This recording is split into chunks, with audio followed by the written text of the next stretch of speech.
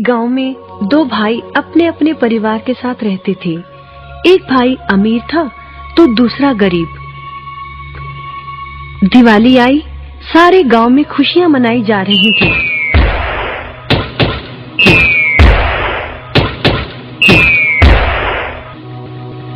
परंतु छोटे भाई के पास तो खाने लायक भी कुछ नहीं था। वह बड़े भाई के पास मदद मांगने गया। बड़े भाई ने दुत्कार कर बैरंग वापस भेज दिया। बेचारा उदास लौट रहा था कि रास्ते में एक बूढ़ा दिखाई दिया। बूढ़े के पास लकड़ियों का एक बड़ा सा गट्ठर था।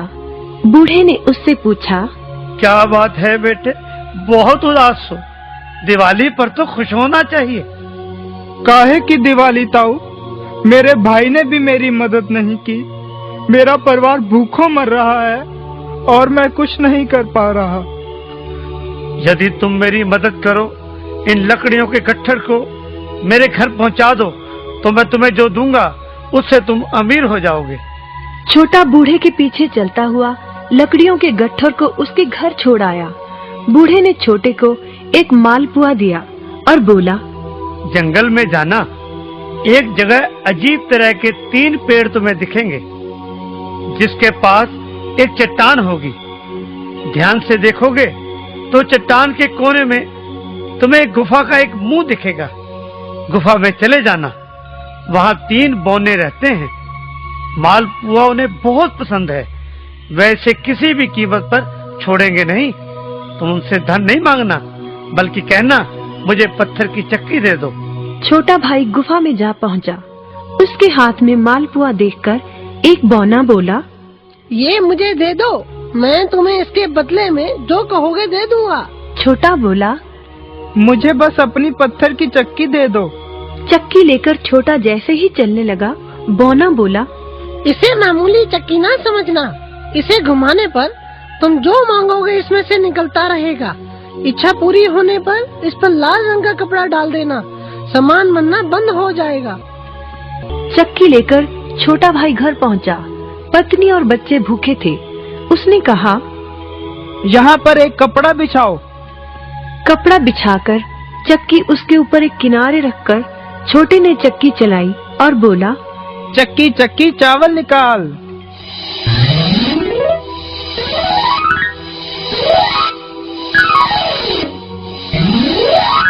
बस चावलों का ढेर लगना शुरू हो गया।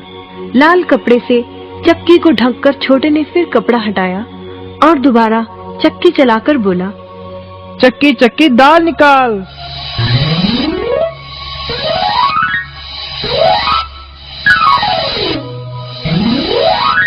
ढेरों दाल निकलती रही। थोड़ी देर बाद छोटे ने चक्की को ढक दिया। दाल चावल बनाकर सबने अपना पेट भरा। रात सबने चैन की नींद ली।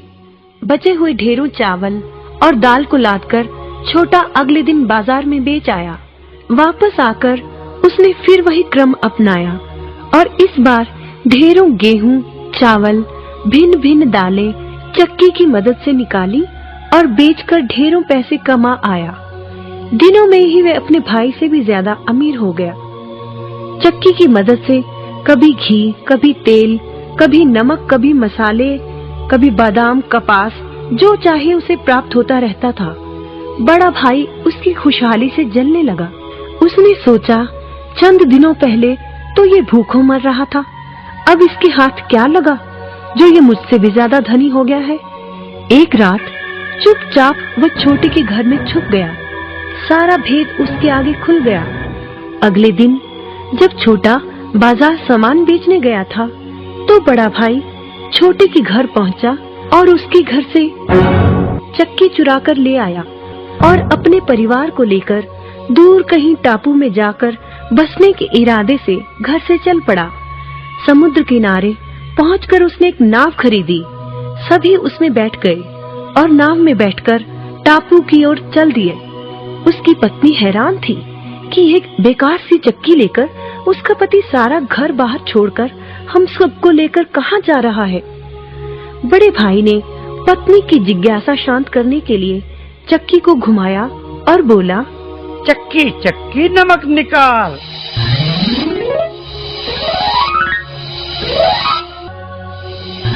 बस फिर क्या था, नमक का ढेर नाव में लगना शुरू हो गया और नाव डूबने लगी। बड़े भाई को चक्की बंद करने का उपाय तो पता नहीं था। उन सब की जल समाधि बन गई। सभी चक्की समेत समुद्र में डूब गए। कहते हैं कि चक्की अब भी घूम रही है, तभी तो समुद्र का पानी खारा है। शिक्षा, लालच बुरी बला है।